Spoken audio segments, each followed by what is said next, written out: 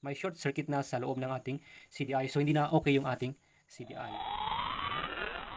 Hello mga kabisik, welcome again sa ating YouTube channel, Motorcycle Basic Mechanic, wherein we can learn repairs and tutorials and vlogs. Please subscribe and click the bell for the updates of our latest videos. Thank you so much and God bless everyone. Yes mga kabisik, welcome again sa ating channel. At ngayon mayroon tayong pag-usapan muli. Ito ay ang ating CDI. Itong Capacitor Discharge Ignition. Yun po yung ibig sabihin yan sa mga hindi pa nakakalam. But anyway, una sa lahat, gusto kong pasalamatan lahat ng mga subscribers natin dyan.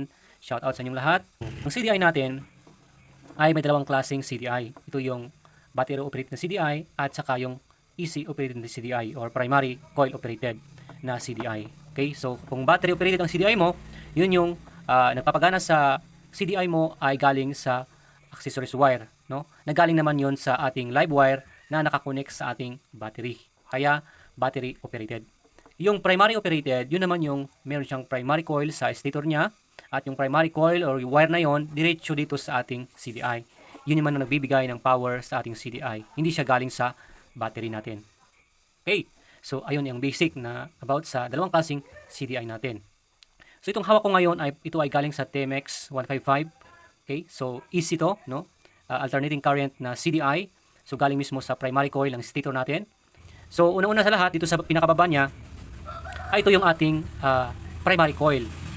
Yung galing sa stator natin na black na may stripe na red, diretso dito yan sa CDI natin. Yan siya yung input ng ating CDI, yung source ng ating CDI na kuryente. Okay? Diyan yan.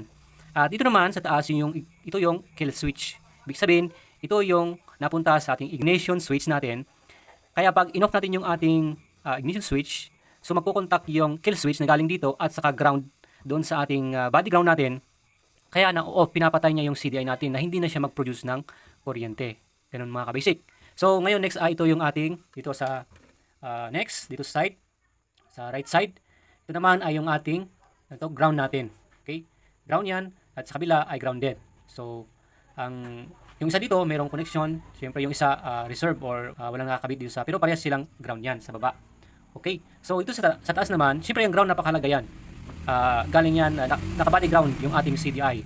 So sabihin ko maya ano yung gamit niya. Okay? So kaya nga may ground ng CDI kasi hindi magpa-function ang ating CDI kung walang ground. Ang mga yan. Hindi magpa-function lahat ng mga yan, ang ating CDI kung walang ground. Right? Next, dito sa taas. Ano naman ito sa taas? Ito yung ating papunta sa ating ignition coil. Ito naman yung output ngayon. Okay, output ng ating CDI. Okay, tutungo to mismo doon sa pinaka positive ng ating ignition coil. Ito, okay? So, diyan lumalabas yung nadagdagan na power na kuryente na galing sa ating stator. Diba, papasok sa ito yung kuryente natin. Okay, ko-convert ng ating CDI with the capacitor, lalakas siya. Ito naman yung ibabato niya sa ignition coil natin, okay? Na mas malakas ng kuryente. Okay? Next, dito sa pinaka-side, ito yung pulsar natin. Napakalaga dahil ito yung nagbibigay ng timing dito sa ating CDI upang maglabas siya ngayon ng kuryente. Okay?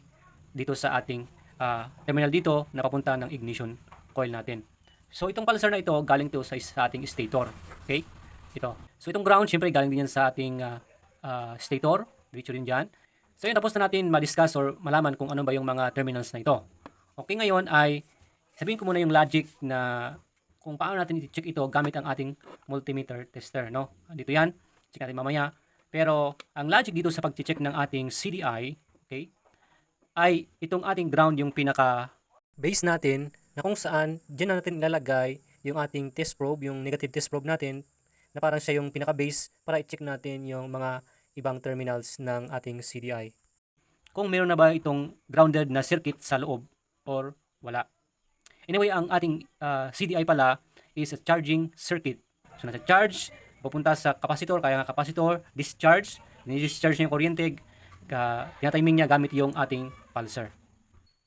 So ayun ang mga ka-basic, no? Nakita natin yung gamit ng ating CDI. Ngayon, syempre mahalaga na alam natin kung ito na ba sira or hindi pa. Okay, so i-check natin. Kasi napakahalaga na ang ating CDI ay hindi mag-misfire, no?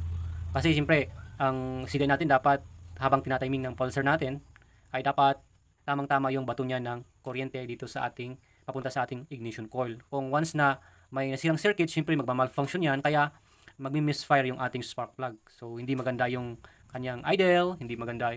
Marami talaga na dahilan ng mga hindi magandang idle, pag i-accelerate mo parang nawawalan ng kuryente, talagang pwedeng CDI yung sira ng iyong motor pag ganun ang nangyayari.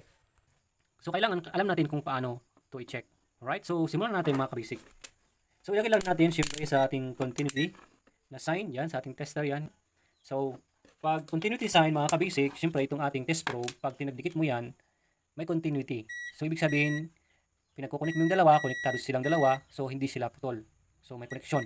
Okay. So ito naman, pag check natin ito yung pinaka-basic na pag-check ng ating CDI. Syempre itong ating negative, okay, itong dalawang negative natin, dapat ito ay hindi siya konektado sa bawat sa bawat terminal natin dito, no? Halimbawa yan. So hindi dapat siya connected dito, so dapat walang beep sound. Okay? Pag ito meron, yeah. Okay? Syempre itong ground na dalawa, konektado yan kasi ground silang dalawa. Okay, see? Pero pag dito dapat wala yan. Okay, yan wala. Good. Yung ating doon sa ito yung pinagkabitan ng primary coil, pagkakabitan. Ito sa ating kill switch wala din. Dito sa taas, sa ating papunta ng ignition coil wala rin. Good. So dito wala rin. Hindi sila nag-connect.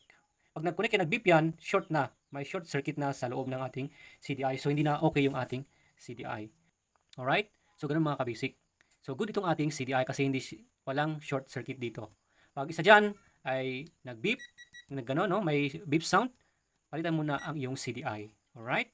Ganun mga kabasic ang pinaka-basic na pag-check. Okay?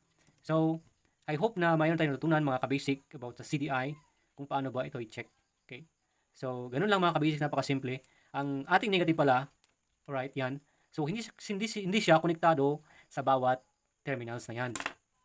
Pero, siyempre, itong negative natin, kailangan ng ating mga terminals pag umaandar na, no? Ang ating motor. Kasi hindi pwede na walang ground ang CDI. Once na tinanggal natin yung ground natin, hindi na rin gagana lahat yan. So, ibig sabihin, ang ground natin mahalaga yan, gagana ang ground natin, okay, pag gumagana na yung ating motor or nakastart na yung ating motor. Alright? Especially yung ating pulser, yan. Yung ating papunta sa ating ignition coil, yan.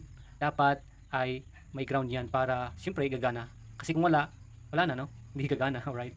Meron na mga kabasic, no? Ang mag-check sa ating CDI. Siyempre meron din mga manual na paraan. So marami namang paraan.